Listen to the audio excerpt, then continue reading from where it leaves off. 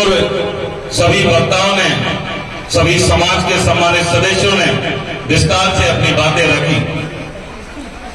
आप सभी को पता है कि सपोर्टा विधानसभा में विगत 15 वर्ष से स्थानीय विधायक कांग्रेस पार्टी से श्री रविंद्र चंद्र जी मीणा अपना सभी विधानसभा का प्रतिनिधि कर रहे हैं। मैं आपके सामने निवेदन करना चाहूंगा कि 2008 का वो समय था जब लंबे समय के बाद में हमारे डांग क्षेत्र के भाइयों ने बसपा प्रत्याशी के तौर पर इनको चुना और संपूर्ण सपोर्ट आके मतदाताओं ने उनको अपना आशीर्वाद प्रदान किया।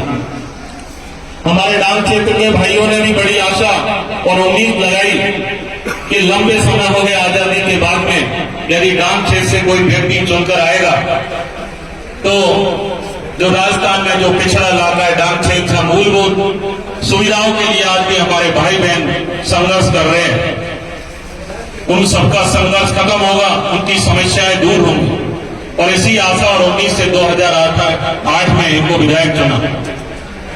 इनका 5 साल का कार्यकाल निकला। 2013 में जनता के बीच में उपस्थित हुए और आप सभी के सामने चरणों में निवेदन किया कि मैं पहली बार विधायक बना हूं, नया हूं, शायद मैं समझ नहीं पाया और इस सपोर्ट आगे आम जनता एक बार फिर मौका दे तो मैं विकास कार्यों को गति दूंगा। और इस सपोर्ट की भोली भाली जनता ने 2013 के अंदर एक बार फिर से मौका दिया। 5 साल का फिर से समय निकला। लोगों की आशा और उम्मीदें डाक के 3 पात की तरह जैसी की तैसी ही बनी रही। 2018 का चुनाव आता है, आप सबके बीच में फिर से उपस्थित होते हैं कि आपने मुझे विधायक तो बनाया लेकिन राजस्थान के अंदर भारतीय जनता पार्टी की सरकार आ गई और मैं विपक्षी के रूप में बैठा हो रहा, इसलिए काम नहीं कर सका और आप एक बार फिर से मुझे तीसरी बार मौका दीजिए। तो इस सपोर्ट की जनता ने फिर से दया दिखाते हुए कि राजस्थान सरकार में यदि कांग्रेस की सरकार बनेगी तो तीसरी बार का विधायक शायद बड़ा पद पे जाएगा, तो इस राजस्थान की इस सपोर्ट विधानसभाओं की जो मूलभूत समस्याएं दूर होंगी साथी। और इनको फिर से मौका दिया और आप सबकी आशा और उम्मीदों के मुताबिक जो आपने सोचा वो पद भी इस सरकार में मिला। लेकिन मैं आपके सामने निवेदन करना चाहता हूं, जैसे जैसे आपने अपनी दया दिखाई, जैसे जैसे उनको मौका दिया, लगातार उनका अभिमान, उनका घमंड उतना ही बढ़ता गया। पद तो बढ़ा लेकिन घमंड भी साथ साथ में बढ़ता गया। आज जब वो जनता के सामने जाते हैं, वोट मांगने जाते हैं और यदि कोई हमारा भाई उनसे पूछ ले कि महोदय 15 साल का समय निकल गया, आपने जनता के लिए क्या किया है, तो उनका जवाब होता है कि मुझे खारा वोट की जरूरत नहीं है, तू वोट दे तो दीजो ने कदई मत दीजो। ये उसका अभिमान है। सम्मानित कार्यकर्ता बंधुओं, एक जनप्रतिनिधि के अंदर यदि ऐसी भाषा जब आने लग जाए, ये घमंड जब बोलने लग जाए, तो हम सबको सोचना चाहिए कि उस राजनीति की दिशा किस तरह जाने वाली है। जब पंचगणों का अपमान होने लग जाए, जब मेहती सभा का अपमान होने लग जाए, जब जनप्रतिनिधि को आपके वोट की उस भावना की जरूरत नहीं पड़े, तो मैं तो आम जनता से निवेदन करना चाहूंगा, जब उसको वोट की जरूरत ही नहीं है तो सपोर्ट आपको उसको वोट भी नहीं देना चाहिए। ये आपके चरणों में निवेदन करना चाहिए। लेकिन इसके पीछे जब जाकर देखेंगे कि एक प्रतिनिधि के अंदर ऐसी भाषा आती कहां से, तो पता चलता है कि हमारे गांव में, हमारे क्षेत्र में कुछ ऐसे दलाल घूम रहे हैं, कुछ ऐसे वोट के सौदागर घूम रहे हैं जो आपके सबके वोटों का सौदा उसके घर में जाकर करके आते और कहते हैं उस गांव में जाकर वोट देने की जरूरत नहीं है, उस गांव के वोटों को तो मैं ला कर दूंगा। तब वो फिर जनता का और जनप्रतिनिधियों का, पंच प्रतिनिधियों का सम्मान क्यों करेगा? इस बात को भी हमको सोचना चाहिए। मैं आपके चरणों में निवेदन करना चाहता हूं, इस सपोर्टा को ऐसी राजनीति की आवश्यकता नहीं है। आप सबने देखा कि महिलाओं के साथ में क्या क्या हुआ।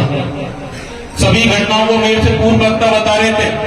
माली समाज की बेटी के साथ में जिस तरह की घटना हुई, मैं आपसे चरणों में निवेदन करना चाहूंगा कि सम्माननीय सांसद साहब यहाँ बैठे हुए हैं, सम्माननीय डिकोलिया जी और तमाम भारतीय जनता पार्टी का कार्यकर्ता यहाँ बैठा हुआ है। मंडरायल के अंदर 3 दिन तक उस बच्ची की बॉडी रखी रही और उसके माता पिता उसकी बेटी को वहां 20 सड़क पर छोड़कर दर दर की ठोकरें खाते रहे और कहते रहे कि हमारी बेटी को न्याय चाहिए, हमें दोबारा से मेडिकल करना चाहिए। लेकिन इन्होंने जाकर उस अस्पताल में जाकर बैठ गए मंत्री साहब और उस लड़की का मेडिकल करवा दिया। जब भारतीय जनता पार्टी के कार्यकर्ता डटे रहे, दोबारा से भरतपुर से टीम आई, दोबारा से रीमेडिकल करवाया गया, लेकिन आज तक इतना समय गुजर गया, उस मेडिकल को कभी ओपन नहीं किया गया। आज तक किसी मुजरिम को जेल के पीछे नहीं भेजा गया है। शामपुर की घटना हो, जिस विजय सिंह गुजर को मारा गया, एक ट्रैक्टर चलाने वाले एक बेरोजगार साथी को जिस तरह से कुचलकर मारा गया, लंबा अरसा गुजर गया लेकिन किसी अपराधी को जेल की सजा नहीं। गुर्दे के अंदर एक इकलौते लड़के को मारा गया और मारकर उसके घर के सामने फेंक दिया गया। हादोदी के अंदर भाई मस्तराम को जिस तरह से मारा गया, जोड़ली के अंदर एक 17 साल का युवक एक गवर्नमेंट स्कूल में फांसी लगाकर उसको जिस तरह से मारा गया, इतनी अपराध इतनी घटनाएं हो गई लेकिन किसी भी अपराधी को जेल की सजा नहीं हुई। ये इस विधायक की, इस मंत्री की अपराधियों को राजनीतिक संरक्षण की कथा कि किस तरह से ये अपराधियों को बचाने में लगा हुआ, किस तरह से कांग्रेस के गुंडों को बचाने में लगा हुआ, किस तरह से चहते लोगों को बचाने में लगा हुआ है, ये किसी से छिपा हुआ नहीं है। धार्मिक मामला लेंगे, इसी सपोटरा के अंदर रोड के चौड़ा करने के मामले को लेकर जिस तरह से प्राचीन शिव मंदिर को तोड़ा गया और उस मंदिर के नीचे 2 महिलाओं की दबकर मौत हुई, लेकिन आज तक किसी जिम्मेदार व्यक्ति को कोई सजा नहीं, एक नोटिस तक जारी नहीं किया गया। इससे बड़ी विडंबना हमारे सामने नहीं हो सकती।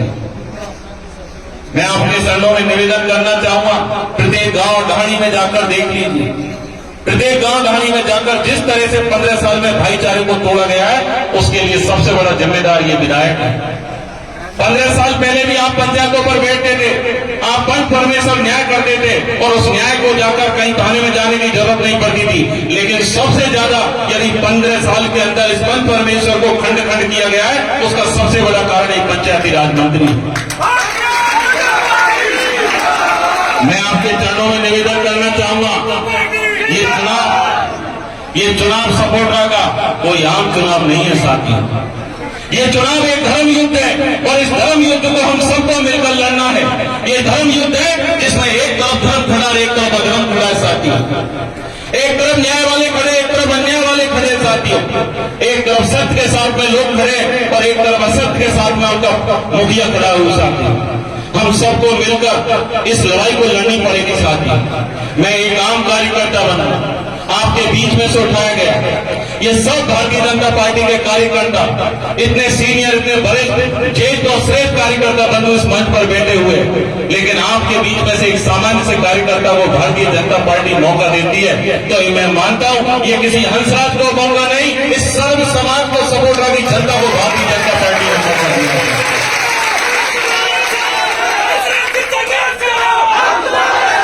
मेरा मानना है,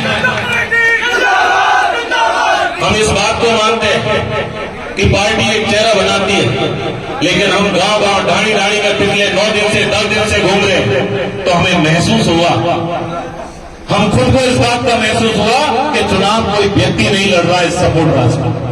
इस सपोटरा में चुनाव एक तरफ तो सपोटरा की जनता लड़ रही है और एक तरफ अधर्म पे चलने वाला, एक तरफ अन्याय पे चलने वाला, एक तरफ अन्याय करने वाला कोई व्यक्ति चुनाव लड़ रहा है, तो वोट के दम पर सत्ता को बदलना चाहता है।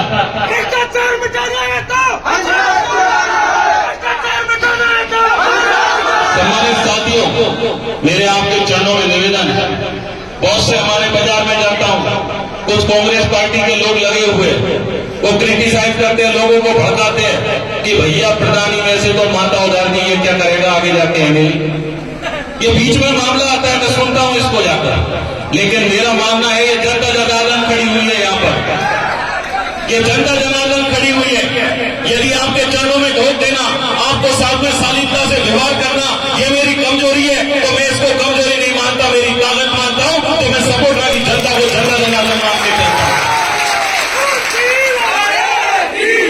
मेरा तो आपसे बारंबार विनम्र प्रार्थना है, ये चुनाव इस ढोकदार के बीच में और उस नोटदार के बीच में, ये ढोकदार जो आम जनता बैठी हुई है, इस सब जनता के सामने में ढोक लेकर प्रणाम करता हूं कि ये ढोलदार और वो नोटदार, अब आपको तय करना है कि आपको ढोलदार व्यक्ति चाहिए कि वो नोटदार व्यक्ति चाहिए जो इस सपोर्टरा का अपमान करना चाहता है। साथियों,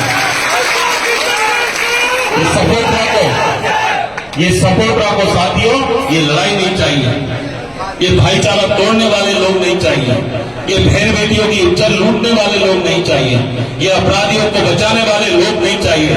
इस सपोर्टरा को अच्छे हॉस्पिटलों की आवश्यकता है। आपने कनकपुर की घटना देखी, हमारे टुलान की एक दलित महिला जो हॉस्पिटल में इलाज करने जाती है, लेकिन अच्छे डॉक्टर, मशीनें नहीं मिलने के कारण उसी हॉस्पिटल में अपना दम तोड़ देती है।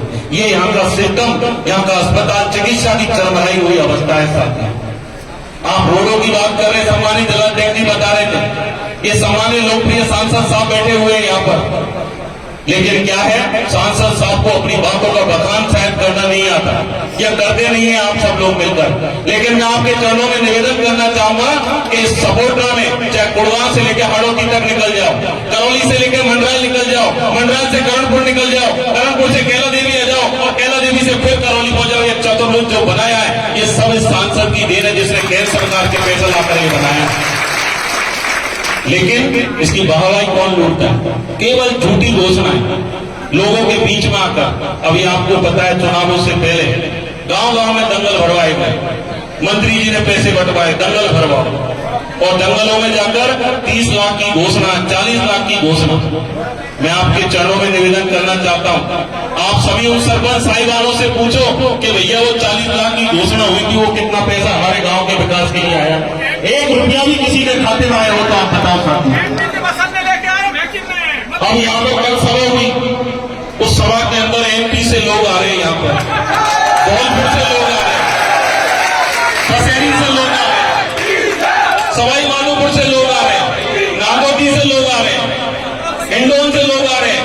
अरे भैया, ये सपोर्टरा की जनता चुनाव लड़ेगी, कोई बाहर का व्यक्ति यहाँ चुनाव नहीं लड़ेगा। बाहर का व्यक्ति वोट देने वाला नहीं है, यहाँ वोट सपोर्टरा की जनता देगी। ये जो जनता जनार्दन बैठी हुई है, कल एक वीडियो चल रहा था, 500 रुपए तय हुए, उसको 400 रुपए दिए, वो गाली देके भाग गया। मैं तो आपके चरणों में निवेदन करूं, ये भीड़, ये जो पब्लिक, जो जितने आप अंदर घूम रहे हो उससे ज्यादा लोग बाहर घूम रहे रोडों पर।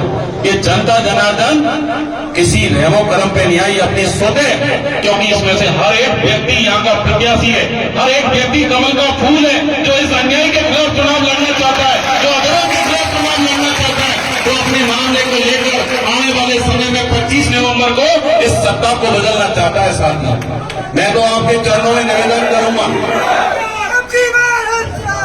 मंडराल के हमारे साथी बैठे, करणपुर के साथी बैठे, हम पिछले 6-7 दिन से उधर घूम रहे थे। उधर एक बड़ा सिकूबा चला रखा है महोदय में कि यदि रमेश मीणा हार गया तो सबकी डीपी उठा के ले जाएंगे मीणा। यदि रमेश मीणा चुनाव हार गया तो लाइट चली जाएगी, अंधेरा हो जाएगा। यदि रमेश मीणा चुनाव हार गया तो खेतों में फसल सूख जाएगी। ऐसा बोल बोल के वहां हमारे भाइयों को, उनको सबको डराने का काम ये इनके चेले चपाटी वहां कर रहे हैं। लेकिन इस मेहंदी सभा में बैठी हुई आम जनता जो यहाँ बैठी हुई, आपके चरणों में निवेदन करना चाहता हूँ, आप विश्वास रखिए, आप 21 दिन धैर्य हिम्मत रखिए, आप 21 दिन धैर्य हिम्मत रखेंगे तो मैं आपको 5 साल की गारंटी देता हूँ, 1825 दिन की गारंटी देता हूँ। इस सपोर्टरा के अंदर चाहे मंडराल हो, चाहे करणपुर हो, आपकी लाइटें डीपी उठेगी नहीं, डीपी और जोरों से चलेगी। गांव में चहु और उजाला हो जाएगा, इस बात को मानिए आप। खेतों में गेहूं सूखेंगे नहीं, चारों तरफ हरियाली छा जाएगी, क्योंकि इस राजस्थान में भारतीय जनता पार्टी की सरकार आने वाली है साथियों, और भारतीय जनता पार्टी का आप विधायक भेजोगे तो मैं इस बात की गारंटी देता हूं, आपको 1825 दिन 5 साल इस पूरे क्षेत्र में सुख दूंगा, शांति दूंगा, सुरक्षा दूंगा और भाईचारे को बढ़ाऊंगा। यही आपके चरणों में निवेदन करता हूं मैं साथियों। आप सबने इस कार्यक्रम की शोभा बढ़ाई, इस कार्यक्रम का मान रखा, सम्मान रखा, क्योंकि हमें आज आवश्यकता है, लगता है समय कम है, हमें नामांकन के लिए जाना है। मैं तो इतना ही निवेदन करूंगा कि इस सपोर्टरा को, हमारे किसान भाइयों को उस कृषि उपज मंडी की जरूरत है जो लंबित पड़ी हुई है। हमारे भाइयों को उस रीको औद्योगिक क्षेत्र को प्रारंभ होने की आवश्यकता है। हमारे भाइयों को ये पूरा इलाका माइंस से जुड़ा हुआ है, यदि माइंस में इनकी नीयत साफ होती, इनको लीज के पट्टे जारी किए जाते तो हमारे डांग क्षेत्र के भाइयों को रोजगार मिलता। साथियों, आज इसकी आवश्यकता है। आवश्यकता इसकी नहीं है कि गांव गांव में भाइयों को लड़ाओ, एक पक्ष हो जाके दो पक्षों में लड़ाई हो जाए, एक पक्ष थाने चला जाए, तो ये मालूम करो कि बड़ा पक्ष कौन सा है, थानेदार को फोन कर दो, उसको छोड़ देना और दूसरे को पकड़ देना। और जिसको छुड़वा दिया उसको तो गांव में सड़क कतई नहीं चाहिए, बाबू गांव में रोड चाहिए ही नहीं। बाकी तो यह एहसान हो कि मंत्री साहब ने मुंह छुड़वा दियो, अब गांव में रोड निकले तो निकलने कतई मत निकले, ये उसके मन की भावना हो गई। सरपंच बेचारे सब घूम रहे, श्रीमती कमली मीना को 2 बार सस्पेंड कर दिया। अब सरपंचों को डर बैठ गया कि कुछ बोल देंगे तो तुरंत जाग निकलेंगे, सस्पेंड करेंगे। बेचारे पीछे पीछे चल रहे हैं। मैं सभी सरपंच साहिबानों से निवेदन करना चाहता हूं, डर के जियोगे तो 1.25 साल का कार्यकाल बचा हुआ, उसमें ही डरना पड़ेगा आपको। और यदि एक दिन हिम्मत जताई तो मैं सभी सरपंच साहबों से निवेदन करना चाहता हूं, आने वाला 1.25 साल आपका खुशहाली और शांति का निकलेगा। इस बात को सोचिए, इस अन्याय का साथ छोड़िए। नहीं, ये सपोर्टा की जनता आपको माफ करने वाली नहीं है। मैं यही निवेदन आपसे करना चाहता हूं। आप सबने इस कार्यक्रम की शोभा बढ़ाई, बोलने के लिए बहुत शब्द है, लेकिन इस कार्यक्रम की आपने शोभा बढ़ाई, इसके लिए मैं आप सभी का बहुत बहुत धन्यवाद देना चाहता हूं। राम राम साहब, जय भीम, जय भारत साहब। बहुत बहुत धन्यवाद हंसराज जी, समय का बहुत ही अभाव है।